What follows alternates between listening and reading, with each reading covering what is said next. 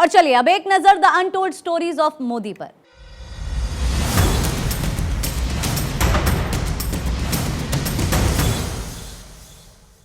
हमारे प्रधानमंत्री जी का एक लक्ष्य है कि उन्हें भारत को पूरी दुनिया में एक स्थान दिलाना है और आज के जमाने में अगर कोई व्यक्तित्व है तो हमारे प्रधानमंत्री जी हैं। ये कहना है गायक आदित्य गढ़वी का।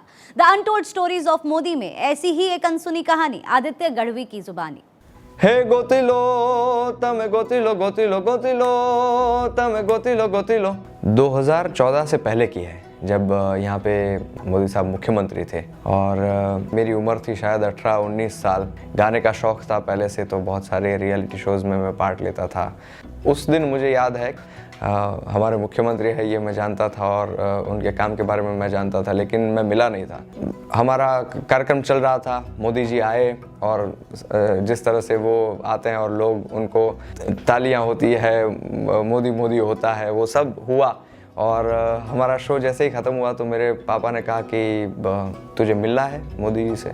मैंने कहा हाँ बिल्कुल। तो मैं मेंटली ऐसा प्रिपेयर कर रहा था कि मुझे अपना परिचय देना होगा कि मैं कौन हूँ। लेकिन मैं जैसे ही स्टेज पे गया और मैं उनके पास आया तो उन्होंने मेरी तरफ देखा और हाथ आगे बढ़ा के कहा શું છે બેટમ जी। तुरंत ही उन्होंने कहा कि તે तो भाई झंडो फहराई દીધો છે ગુજરાતનો, ભણે છે કે નહીં લા।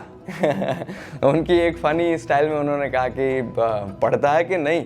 उनका एक एम है, एक ध्येय है कि भारत को एक स्थान उन्हें दिलाना है। अगर कोई व्यक्तित्व आज के ज़माने में है तो वो हमारे प्रधानमंत्री हैं, नरेंद्र मोदी जी हैं। वो चैलेंजेस को एक्सेप्ट करते हैं। तो ये जो विज़न उनके पास है वो बहुत बढ़िया है कि रण तो है, चलिए अब क्या करेंगे, लेकिन वो रणोत्सव शुरू करना, लोग पूरे भारत में से पूरे विश्व में से वहाँ आए और कच्छ के साथ जुड़े, कच्छ की संस्कृति के साथ जुड़े। मोदी जी का ये जो थॉट है रण उत्सव का और रण को हाईलाइट करने का, ये उसके पीछे एक बहुत बड़ा जिसे कहते हैं ना फोर्स है।